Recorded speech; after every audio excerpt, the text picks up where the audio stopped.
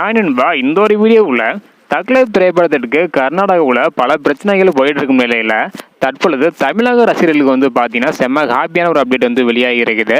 So இதை பற்றி நம்ம வீடியோக்களை போய் டீட்டெயிலாக வந்து பார்த்துடலாம். அதுக்கு முன்னாடி தக்லைஃப் திரைப்படத்தை நீங்கள் எந்த மாநிலத்தில் இருந்து பார்க்க போறீங்க அப்படின்றத மறக்காம கமெண்ட் பண்ணுங்க. தற்போது வரைக்கும் கர்நாடகாவில் தக்லைஃப் திரைப்படம் வெளியாகாது அப்படின்றது உறுதியாக இருக்குது. ஸோ நீங்கள் டிக்கெட் புக் பண்ணலாம் இல்லை அப்படின்றத மறக்காம கமெண்ட் பண்ணுங்க. ஓகே அன்பா, வாங்க நினைக்கிற வீடியோக்குள்ள போகலாம். ஓகே அன்பா, ராஜ்கமல் பிலிம்ஸ் இன்டர்நேஷனல் சென்னை நிறுவனத்தின் தலைமை செயல் அதிகாரி நாராயணன் இவங்க வந்து பார்த்தீங்கன்னா தமிழக அரசிடம் ஒரு முக்கியமான கோரிக்கை வந்து வச்சிருந்தாங்க. அதாவது படம் வெளியாகும் நாளான ஜூன் 5ஆம் தேதி மட்டும் சிறப்பு காட்சிக்கு அனுமதி அளிக்க வேண்டும் அப்படின்னு ஒரு கோரிக்கை வந்து பார்த்தீங்கன்னா வச்சிருந்தாங்க. ஸோ இந்த ஒரு கோரிக்கைக்கு தற்பொழுது தமிழக அரசு வந்து பார்த்தீங்கன்னா அனுமதி வந்து அளிச்சிருக்கிறாங்க.